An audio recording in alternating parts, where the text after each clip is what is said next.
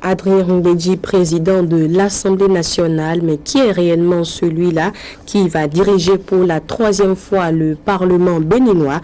Eh bien, Modeste Toforossou revient sur quelques aspects du parcours du leader du Parti du Renouveau démocratique.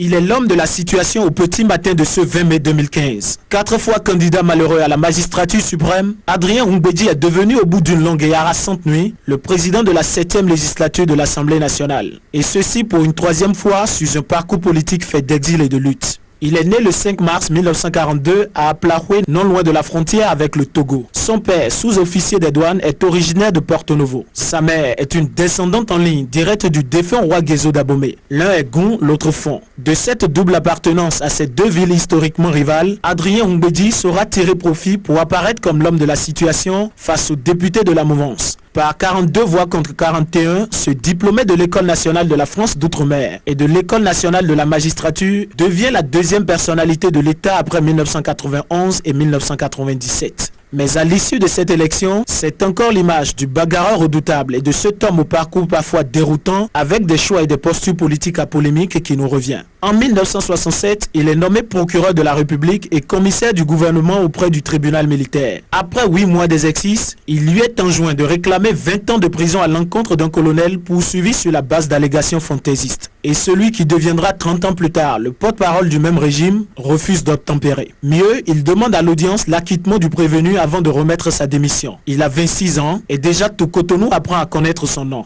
Interdit de magistrature, il devient avocat et ensuite politicien. Au lendemain de la conférence nationale, il crée le Parti du Renouveau démocratique. Candidat à l'élection présidentielle de 1996, il décide de soutenir au second tour, non pas le sortant Nicéphore Soglo, mais son ennemi d'hier, Mathieu Kérékou. Motif de ce choix pour le moins paradoxal. Soglo à l'époque ne m'avait pas laissé le choix. Il voulait étouffer le PRD. Kérékou, lui, a su composer. Reconnaîtra des années plus tard l'intéressé dans les colonnes de Jeune Afrique. En 2001, il est à nouveau candidat. Cette fois-ci, l'homme se désolidarise de Mathieu Kérékou et boycotte le second tour. Entre-temps, il a regagné le perchoir de l'Assemblée nationale. Le double virage politique négocié en 5 ans par l'enfant d'Aplahoué a fait de lui un acteur incontournable du très complexe et très mouvant échiquier béninois. 14 ans après, ce membre de l'Académie des sciences d'outre-mer le prouve en se positionnant comme l'alternative crédible face à un pouvoir corrigé dont on crédite des velléités révisionnistes de la Constitution. L'heure a sonné pour voir si l'auteur de l'essai Il n'y a de richesse que d'hommes inventera, comme lui-même l'écrit, les 1000 chemins de l'avenir pour un réenchantement pas cette fois-ci du monde, mais du Bénin.